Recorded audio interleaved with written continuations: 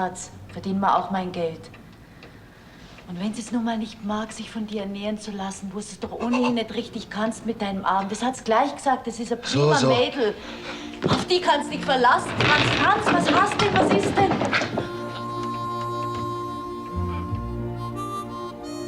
Es ist Monat Juni geworden in Berlin, trotz alledem. Das Wetter bleibt warm und regnerisch. Viele Dinge gehen in der Welt vor. Das Luftschiff Italia mit dem General Nobile ist abgestürzt und funkt, wo es liegt, nämlich nordöstlich von Spitzbergen, wo aber schwer ranzukommen ist. Ein anderes Flugzeug hatte mehr Glück. Das ist in einem Zuge von San Francisco bis Australien geflogen in 77 Stunden und dort glatt gelandet. Dann der König von Spanien. Der streitet sich mit seinem Diktator Prima. Na, wir wollen hoffen, die Sache gibt sich wieder. Angenehm berührt uns war gleich auf den ersten Blick eine badisch-schwedische Verlobung. Da hat eine Prinzessin aus dem Streichholzland bei einem Prinzen von Baden Feuer gefangen. Wenn man bedenkt, wie weit Baden und Schweden auseinanderliegen, so wird man staunen, wie das so piff-paff auf solche Entfernung geht. Ja, die Frauen sind meine schwache Seite. Sie sind die Stelle, wo ich sterblich bin. Küsse ich die erste, denke ich an die zweite und schaue verstohlen schon zur dritten hin. Ja, die Frauen sind meine schwache Seite. Was soll ich tun? Ich kann doch nichts dafür. Und gehe ich einmal an den Frauen pleite, dann schreibe ich ausverkauft an meine Herzenstür. Und Charlie Amberg fügt hinzu: Ich reiß mir eine Wimper aus und stech dich damit tot. Dann nehme ich einen Lippenstift und mach dich damit rot. Und wenn du dann noch böse bist, weiß ich nur einen Rat. Ich bestelle mir ein Spiegelei und bespritz dich mit Spinat. Du, dann bestelle ich mir ein Spiegelei und bespritz dich mit Spinat. Am nächsten Montag aber wird die elektrische Stadtbahn eröffnet. Das nimmt die Reichsbahndirektion zum Anlass, um erneut auf die Gefahren hinzuweisen. Achtung, Vorsicht, nicht einsteigen, zurückbleiben. Sie machen sich strafbar. Franz? Sag was, Franz. Geht's dir nicht gut? Nee. Mir ist bloß ein bisschen schlecht geworden. Siehst du's? Das ist genau das, was die Mitzi immer sagt. Du sollst dich schonen, hat's gesagt. Weil's doch all das gehabt hast in diesem Jahr und vorher, Franz. Ist dir doch auch nicht so besonders gut gegangen da draußen in Tegel, weißt schon. Die wird sich doch schämen, dich für sie abrackern zu lassen. Da geht sie schon lieber arbeiten für dich. Hat sich bloß nicht getraut, dir das zu sagen. Ja. Du glaubst ja gar nicht, wie das Mädel an dir hängt. Mich willst du nicht haben. Oder willst mich, Franz? Nee, Eva, du bist ein gutes Weib, aber du musst bei Herbert bleiben. Der braucht dich. Der ist ein anständiger Kerl, der Herbert.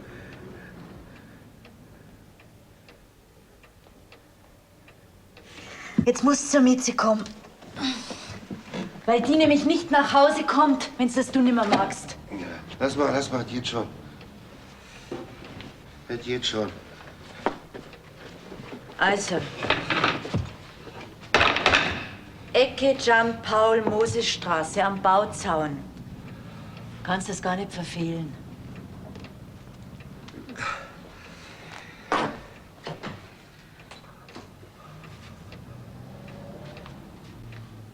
Mosesstraße. Am Bauzaun.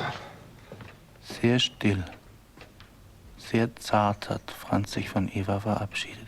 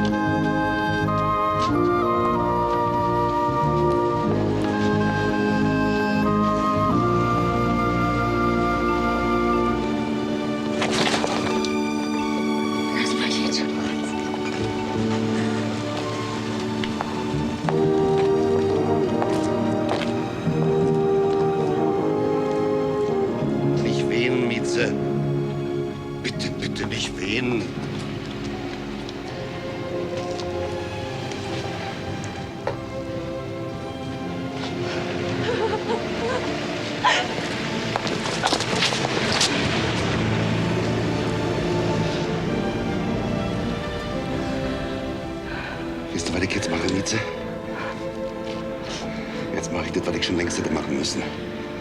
Aber heute kann ich das. Heute bin ich stark genug. Um 8 Uhr bin ich wieder zu Hause.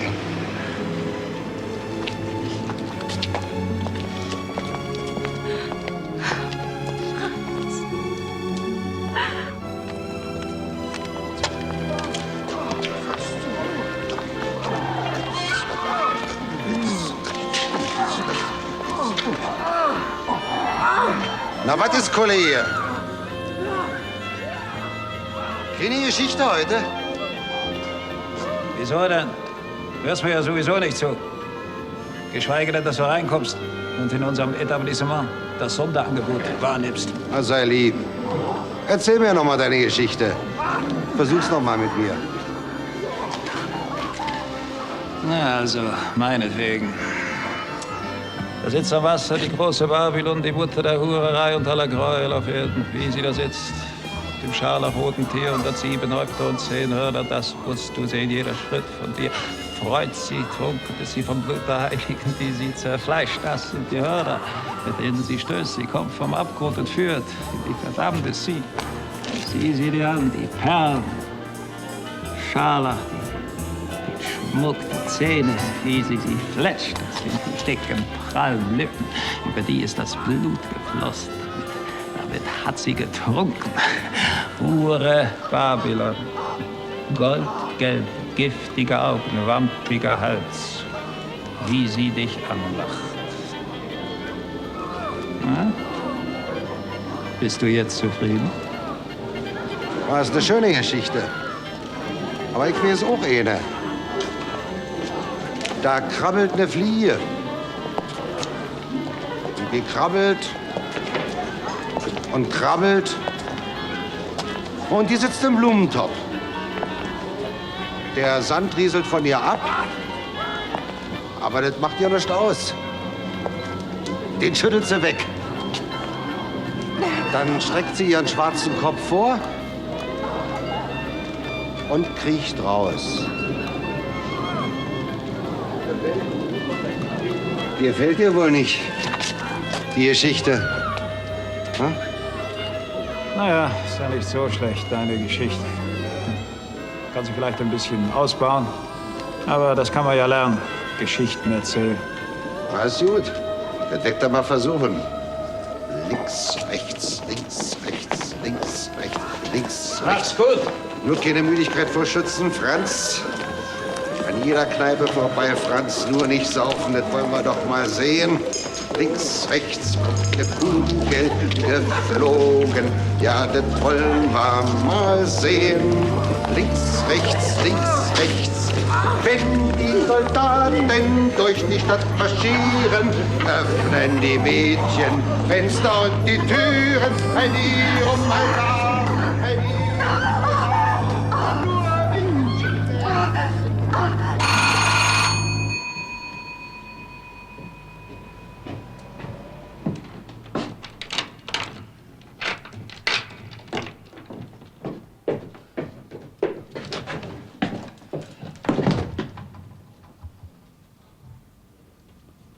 Was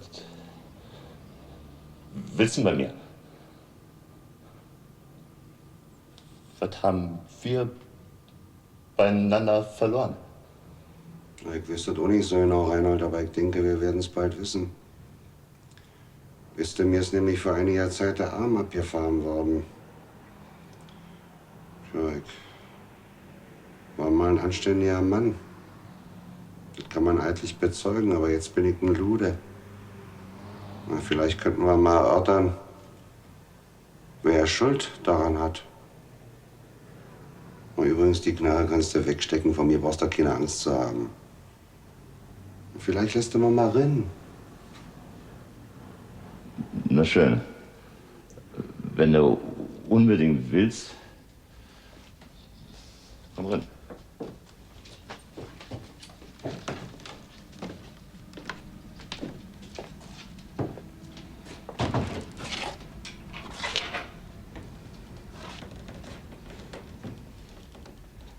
Ich hab doch gesagt, du sollst sie wegstecken, die Knarre.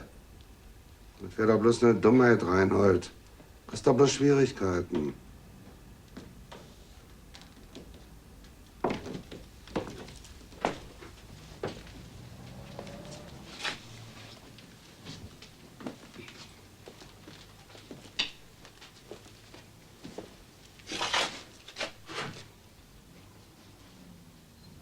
Setz dich doch, Franz.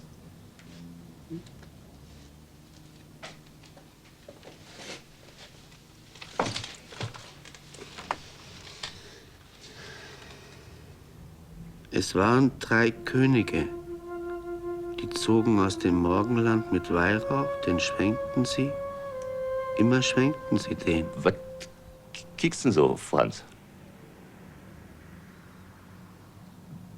Bist du besoffen? Ich bin nicht besoffen, Reinhold. Ich wollte bloß sehen.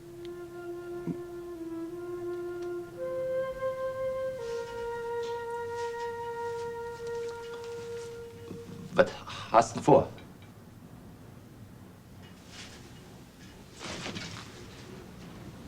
Daumen anlegen, wa? Erpressen, wen damals? Na schön. Wie viel willst du? Aber das weißt, wir sind gewappnet. Und das Lule bist, das wissen wir auch. Ja, das bin ich.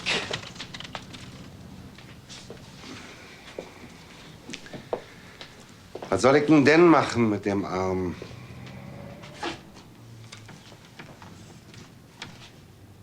Also, was willst du? Ja nischt, Reinhold. Ja nischt.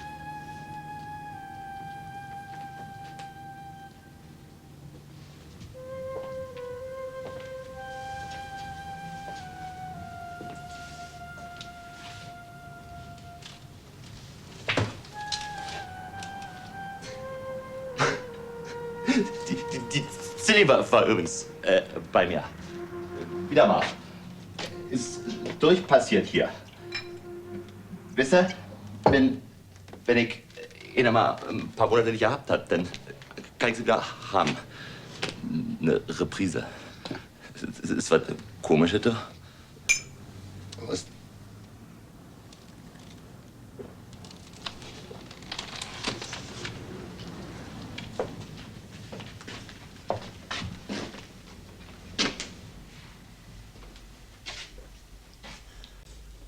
Du hast 2 Hände, Reinhold, und 2 Arme und ich hab bloß einen. Und mit deinen 2 Händen hast du mal vor den Wagen geschmissen. Reinhold. Und warum? Na, eigentlich müsste ich da totschlagen. Bloß wegen dem Chingasser, Bundesasser. Aber das meinen bloß die anderen. Ich will das ja nicht, bloß die anderen. Ich meine das alles ja nicht. Was meine ich denn eigentlich? Ich weiß nicht. Ich kann ja nicht. Ich muss doch. Ich wollte doch was tun. Aber bloß wegen dem Chingasser, Bundesasser. Ich bin überhaupt kein Mann. Ich bin eine Hannepampe.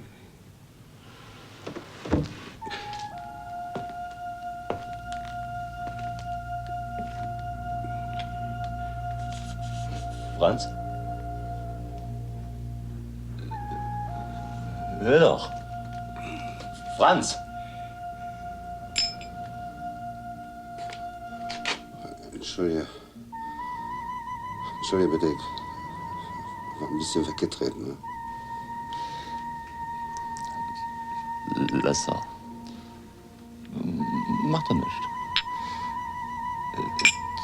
Ist bloß. Ich möchte gern ich einmal deine Wunde sehen.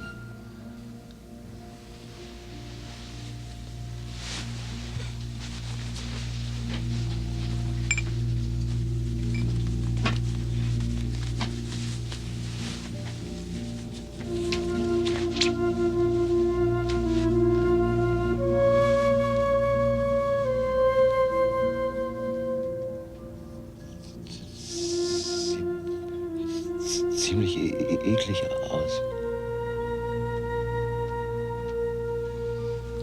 Das ist schon viel besser.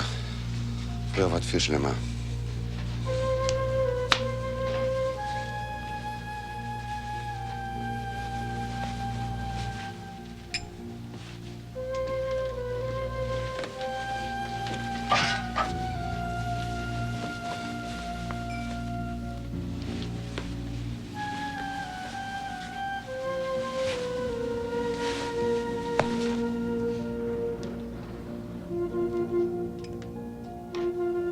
Trägst du den Ärmel immer so in die Tasche? Steckst du den selber rein oder ist er angenäht? Nee, den steck ich immer so rein. Mit der anderen Hand? Und mal so, mal so. Aber guck mal, wenn ich die Jacke anhabe, dann geht das natürlich nicht so gut, ne? Da musst du aber aufpassen, dass du nicht in die rechte Tasche packst.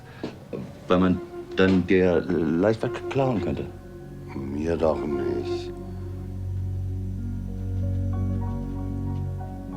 Kannst du den künstlichen Arm kaufen? Wenn einer ein Bein ab hat, dann macht er sich auch einen falsche dran. Würde einfach besser aussehen, hm? Nee, Reinhold. Das drückt bloß. Also ich würde mir ihn kaufen. Oder vielleicht einen Ärmel ausstoppen.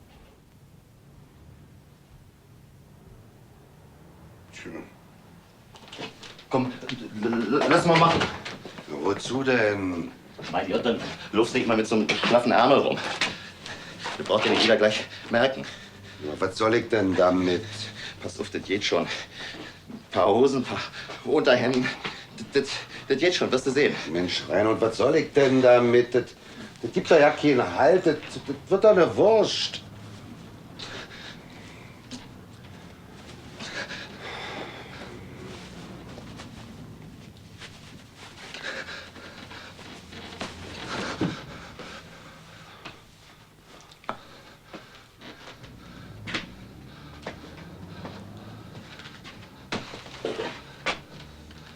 Nee.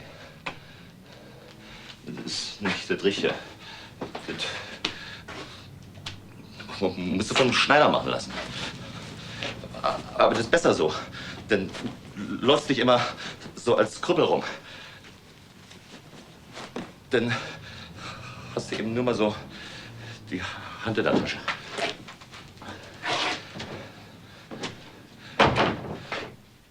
Ich kann nämlich Krüppel nicht leiden.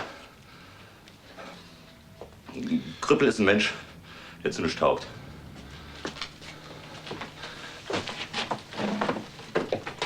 Wenn ich einen Krüppel sehe, dann sage ich immer, dann lieber gleich ans Weg damit. Ja, eigentlich ist das ja auch meine Meinung. Da hast du recht, Reinhold, da hast du eigentlich recht. Wenn jeder ein Krüppel ist, der kann nicht mehr so, wie er will. Dann ist es vielleicht wirklich besser. Gleich ganz weg damit. Sag ich doch. Ja, das hast du doch gesagt. Hast ja auch recht.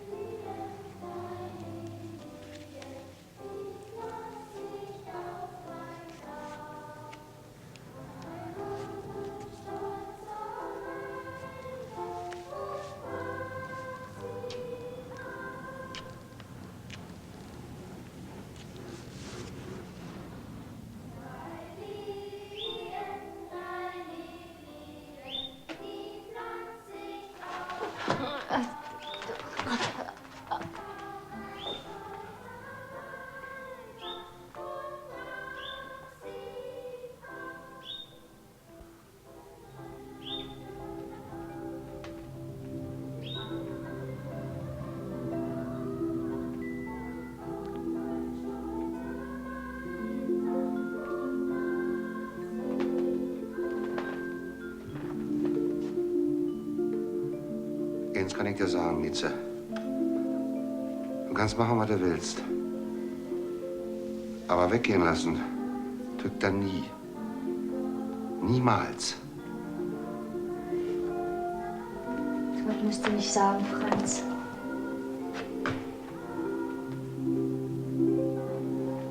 Ich gehe nie weg von dir.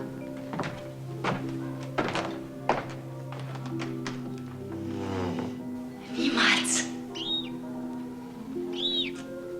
Bis heute Abend dann. Na, warte doch mal einen Moment. Ich wollte doch sowieso gerade hier. Nee, komm noch ein Stückchen mit. Frau Bast! Was ist denn, Frau Mütze? Ja, jeden Bede. Seien Sie so lieb und machen Sie das Fenster irgendwann zu? So um 6, halb 7? Schon, ja? Danke.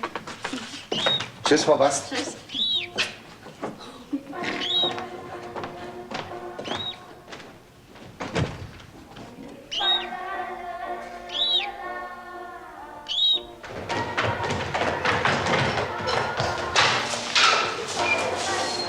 Ach, Willi. Hast du aber Glück gehabt. Ich wollte gerade weg. Herr Franz. Ach so, ja, das ist Mieze. Meine Mieze. Und das ist Willi. Na, wir haben uns mal kennengelernt, haben auch mal zusammen schon gearbeitet und so. Tag. Tja, ich muss hin, Franz. Bis heute Abend, Schatz. Tschüss.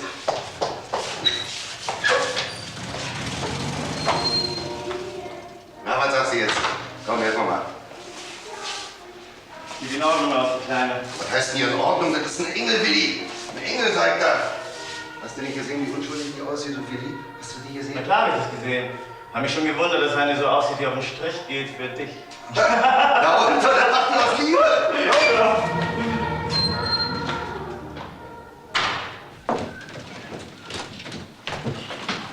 Ach, Maxe. Herr Franz. Mensch, ist das ein tolles Wetter draußen, doch. Gib mal mal ein Bier und einen doppelten Kümmel und eine Weiße mit Schuss. Was nimmst du? Waldmeister oder Himbeer? Waldmeister. Also, Waldmeister. Hänschen. Ja, komm, den Schnaps kannst du dir schon vorher geben.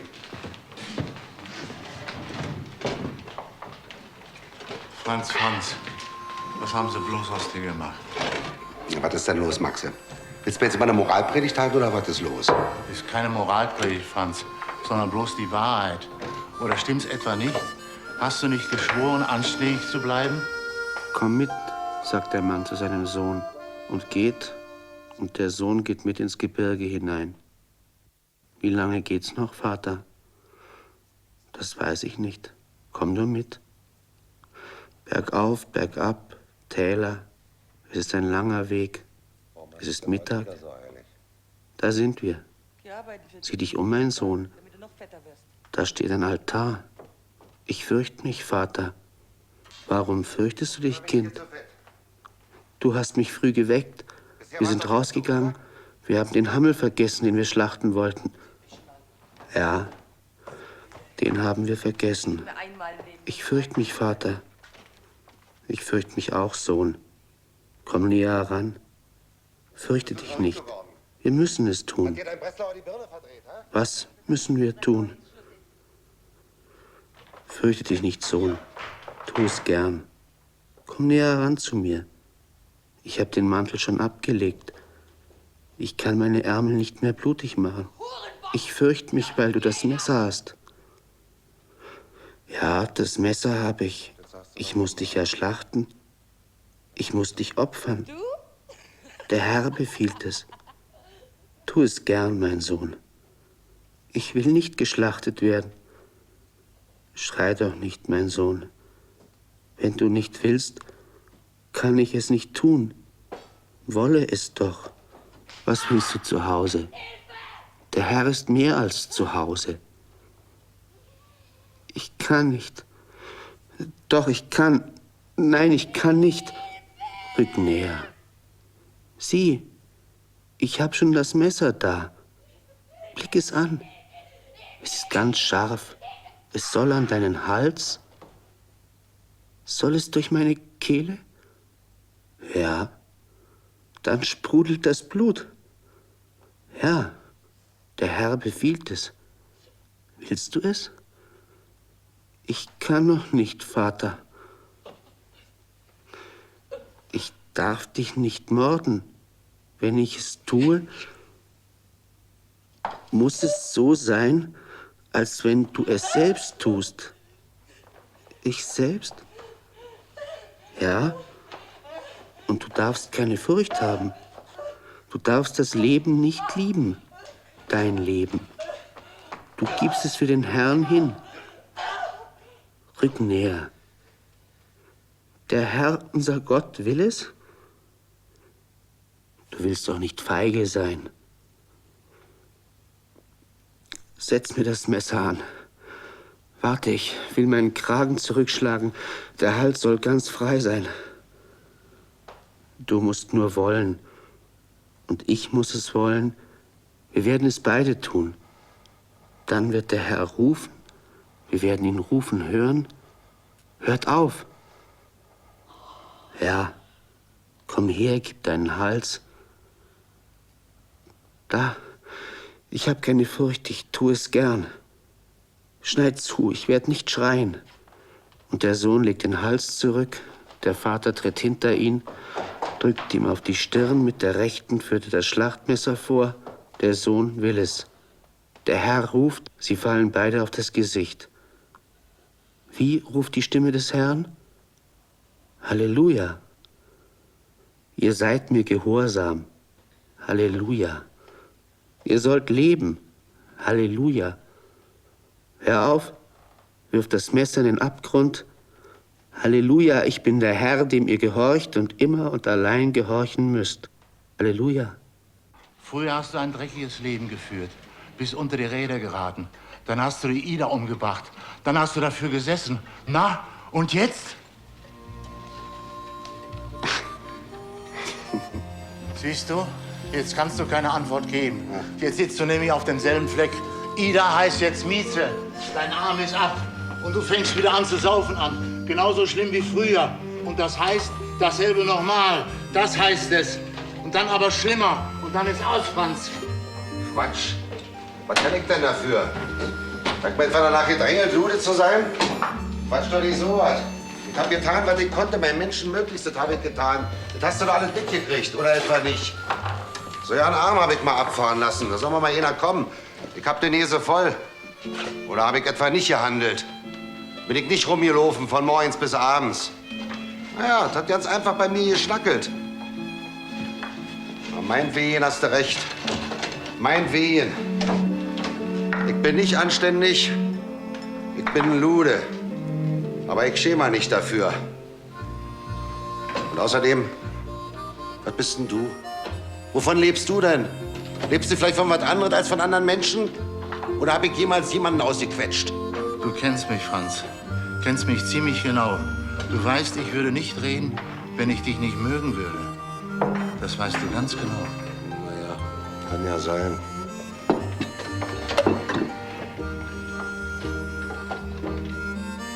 Es ist so, Franz. Ich sage dir eins, du wirst im Zuchthaus landen oder kriegst mal ein Messer im Bauch. Ja, meinetwegen, ein Krieg im Messer im Bauch ist auch gut. Aber jetzt kannst du mir glauben, Maxe. Vorher, da hat er meins probiert.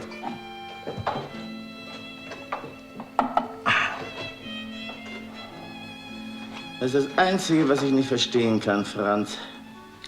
Dass du dir das immer wieder antust. Jedes Mal denselben Sermon. Ich bin doch immer hierher gegangen. Siehst du? Das ist es. Weil du immer hier warst. Aber darauf kommt es an, dass man nicht immer bei dem bleibt, was man immer getan hat. Verstehst du das nicht? Na gut, das mag ja stimmen, aber wenn das nun mal hier meine Stammkneipe ist... Dann muss es trotzdem nicht immer und ewig deine Kneipe bleiben. Ja, schön, aber... Da gibt's kein Aber, Franz. Aber, ich weiß was. Ist eine Versammlung heute. So in einer halben Stunde. Da reden die von sowas.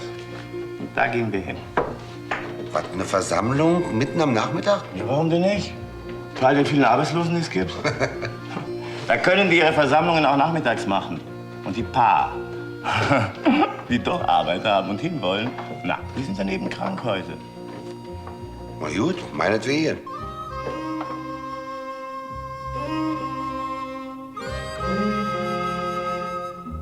Dass der Reichstag zu nichts gut ist, als das Volk einzusaufen, das wissen die Parteien selber am besten.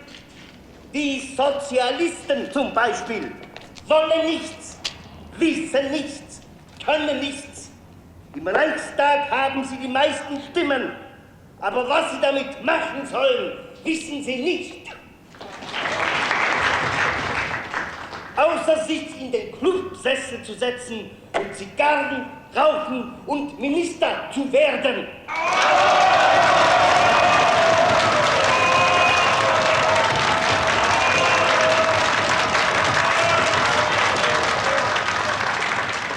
Dazu haben die Arbeiter ihre Stimmen abgegeben und ihre Groschen, dass 50 oder 100 Männer auf ihre Kosten dick werden. Die Sozialisten erobern nicht die staatspolitische Macht, sondern die staatspolitische Macht hat die Sozialisten erobert. Und deswegen nehmen wir keinen Stimmzettel mehr in die Hand. Wir wählen nicht mehr, denn an so einem Sonntag ist eine Landpartie gesünder. Und warum? Weil der Wähler festgelegt wird auf die Gesetzlichkeit. Gesetzlichkeit aber ist grobe Gewalt, die Brachialgewalt der Herrschenden.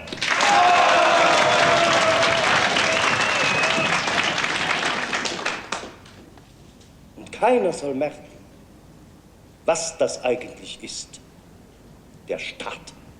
Und dass es da noch nicht einmal Ritzen gibt oder Gucklöcher, wo der Einzelne durchgucken könnte. Weil selbst der letzte Dummkopf dann begreifen würde, dass er nur Stimmvieh ist. Ganz gewöhnliches Stimmvieh. Welch endlose Ferne besteht zwischen ihm und dem Staat, von dem er glauben sollte, ein Teil zu sein. Die Bürgerlichen und die Sozialisten und die Kommunisten freuen sich und schreien in einem Chor. Aller Segen kommt von oben, vom Staat, vom Gesetz, von der hohen Ordnung. Die Freiheit ist in der Verfassung festgelegt. Und das stimmt sogar, dass sie da festgelegt ist, die Freiheit. Da liegt sie nämlich fest, sehr fest. Und das werden Sie sehr bald merken, meine Damen und Herren, wie fest sie da liegt, die Freiheit. Aber es wird gewählt, wird wieder gewählt und gesagt, dass es diesmal ganz bestimmt besser wird. Ganz bestimmt. Aber ich kann Ihnen sagen, meine Damen und Herren, wie gut alles wird und wie viel besser. Zum Beispiel wird man uns bald das Recht zum Streiken völlig nehmen. Aber wir haben die Guillotine der Schlichtungsausschüsse bekommen. Unter der allerdings können wir uns frei bewegen.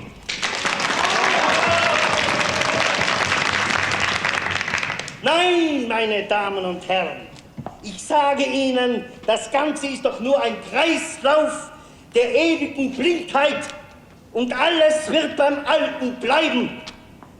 Der Parlamentarismus verlängert das Elend der Arbeiterschaft.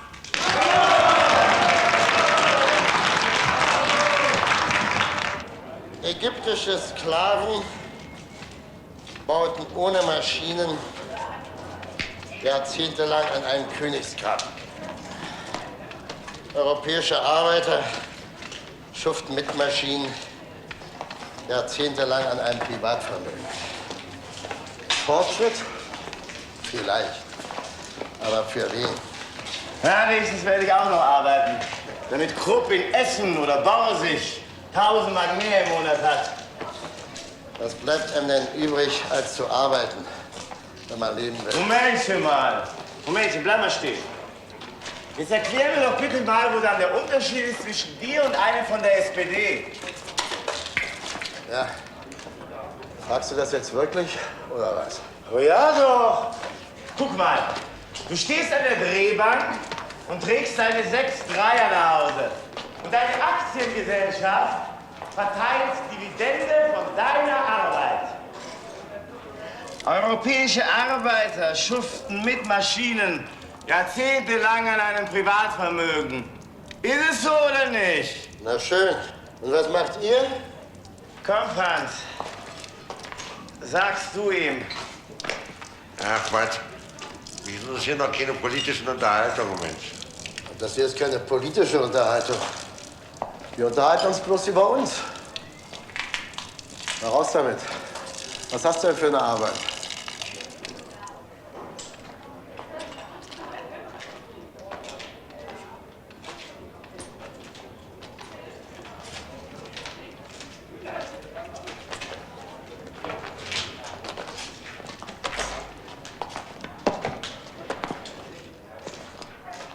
Es ist ein Schnitter, der heißt Tod.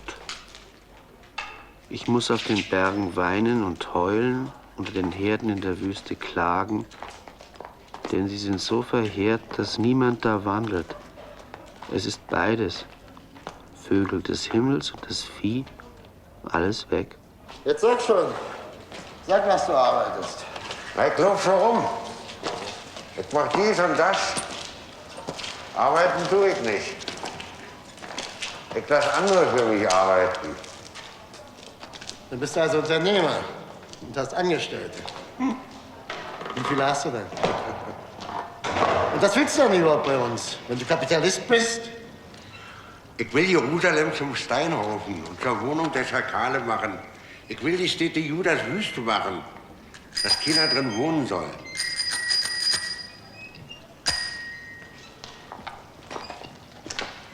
Das ist eine Ausrede. Wie bitte? Hast du nicht gesehen, dass ich bloß einen Arm habe?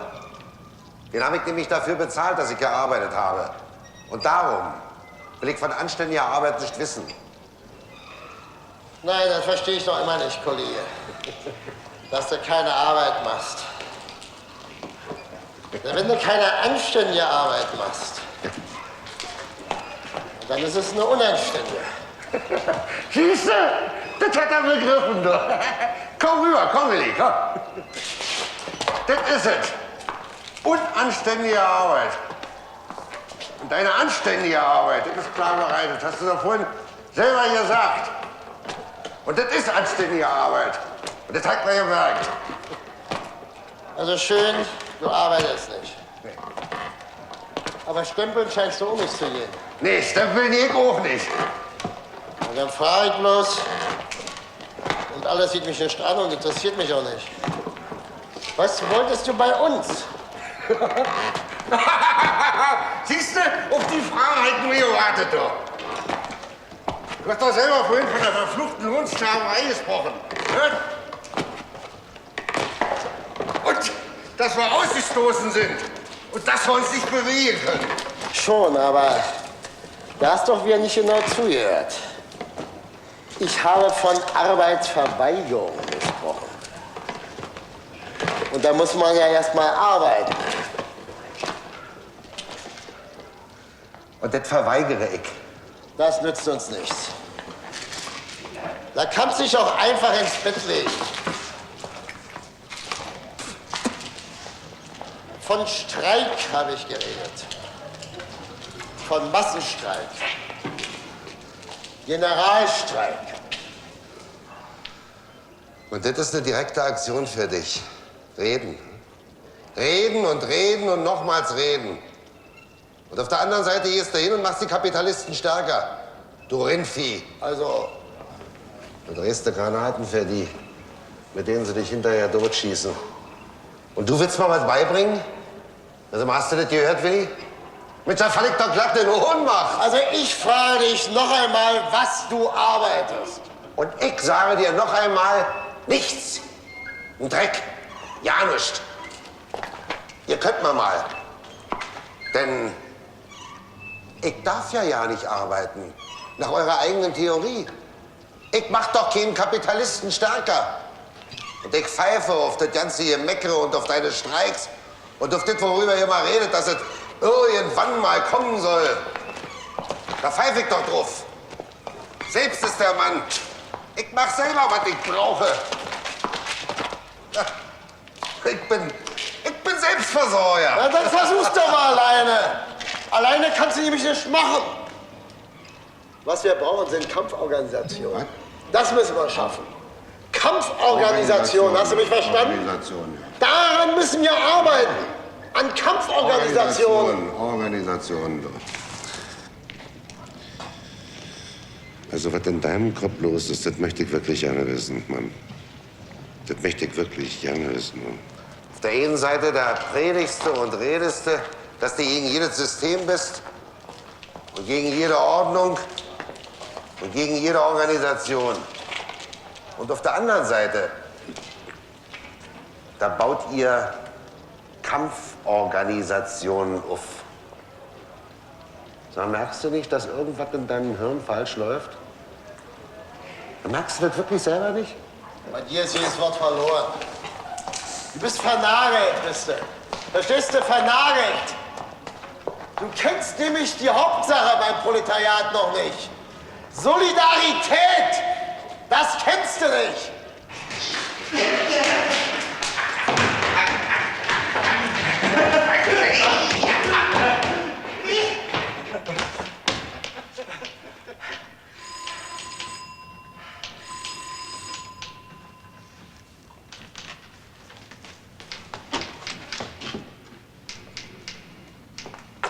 Hallo?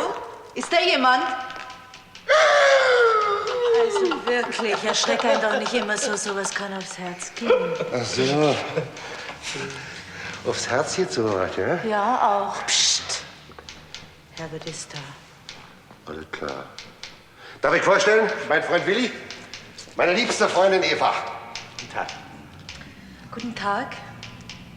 Also kommt's rein. Die Firma dankt und steht einer weiteren Zusammenarbeit positiv gegenüber. Wer ist das denn, Schatz? Soweit ich höre, ist es dieser grässliche Franz Bieberkopf, oder? Sie haben richtig gehört, mein General. Ihre Ohren sind nach wie vor das bestfunktionierendste Organ, was Sie vorzuweisen haben. Tja, also ich als Fachmann muss dieser Aussage leider energisch widersprechen. Wie Sie meinen, Ehefrau. Ein jeder hat eine Meinung, die er selbst am meisten zu würdigen in der Lage ist. Stimmt's oder habe ich recht, Tag Herbert? Ach, Franz. Ich ja lange nicht gesehen. Wenn du nicht von dir hören lässt? Beim Breslau ein paar Tage. Ich bin zu höflich, um zu fragen, welche wichtige Geschäfte einen in die Provinz treiben können. So, jetzt trink mal einen. Überhaupt, wie kommst du eigentlich hierher in diese gottverlassene Gegend? Mitten am Nachmittag. Da war doch so eine Versammlung hier gleich um der Ecke. Prost. Politik heutzutage. Bei dem Durcheinander kennt sich doch kein Mensch mehr aus. Ja eben, gnädige Frau. Gnädige Frau. Deswegen muss man sich ja informieren. Ja, also wenn er auch noch jung ist, der Willi. So hat er doch so manche Meinung und so manchen Gedanken im Kopf. Das hätten wir in dem Alter nicht gedacht. Ja, wirklich, das stimmt. Die Jugend, die ist heute, die ist irgendwie viel weiter. Die interessieren sich mehr für alles und denken auch mehr. Ja, freilich, weil sie mehr Zeit haben, deshalb. Und klar haben die mehr Zeit, weil sie arbeitslos sind. Die müssen die Zeit doch irgendwie nutzen. Und denken ist eins von den ganz wenigen Dingen, die nichts kosten auf der Welt. Und hast du das gelernt? Ich hab was gelernt. Ich habe gelernt, dass die bestehende Gesellschaftsordnung sich auf die wirtschaftliche, politische und soziale Versklavung des werktätigen Volkes gründet. Sie findet im Eigentumsrecht, im Monopol des Besitzes und im Staat, dem Monopol der Macht, ihren Ausdruck. Nicht die Befriedigung der natürlichen menschlichen Bedürfnisse, sondern die Aussicht auf Gewinn ist die Grundlage der heutigen Produktion. Jeder technische Fortschritt steigert den Reichtum der besitzenden Klasse ins Ungemessene, im schamlosen Gegensatz zum Elend breiter Bevölkerungskreise. Prost! Hast du das auswendig gelernt? Jetzt mal ehrlich. Du hast doch diesen Unsinn nicht auswendig gelernt, oder was? Ja! Und trotzdem, der Gedanke ist doch ganz einfach, dass der Staat, also die Polizei, sich mehr einsetzt für die Rechte von Leuten, die ohnehin viel haben und denen hilft. Und dass die anderen, also die arbeiten gehen, nicht auf den Gedanken kommen, dass sie... Ja, ich weiß nicht. Vorgehen. Gegen die. Oder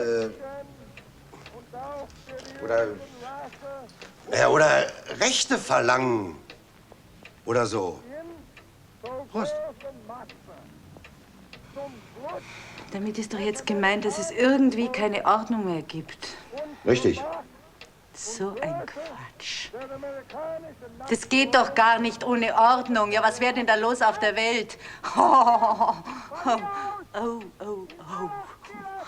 Also ich finde, das muss halt einfach sein, dass es welche gibt, die irgendwie dafür sorgen, naja, dass man irgendwie ruhig über die Straße gehen kann oder so. Bravo. Du hast gut gelernt, was du denken sollst. Aber mach da nichts da draus. Die meisten werden dumm gehalten, so ist es. Ja, weil es irgendwie nicht natürlich ist, dass es Grenzen gibt, dass die Erde oder so, also erst bei den Menschen gehört, so die Wälder und alles. Also wenn es da irgendwie Grenzen gibt, dann ist das künstlich. Deshalb hast du gelernt, dass es eine Ordnung sein muss und welche, die dafür sorgen. Ja, das ist doch ganz klar, weil die Welt, verstehst du? Ja, also irgendwie alle, ne? Die Bäume, die Tiere und das, was wächst und so.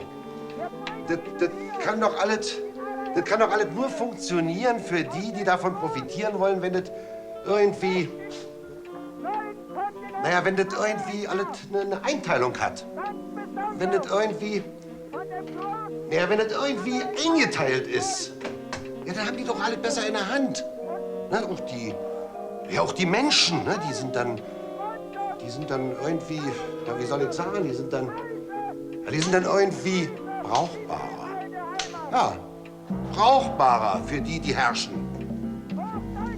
So, wirklich, jetzt muss ich gehen, bin noch mit der Mieze verabredet. Na, sag ihr doch bitte, die soll um 7 Uhr mockerfix sein, ja? Mach ich. Willi, komm, lies uns noch hinein. Also ich finde das komisch. Was findest du komisch? Ja, dass man gleichzeitig für und gegen dieselbe Sache reden und denken kann. Ich finde das wirklich komisch. Tja, aber so ist das Leben.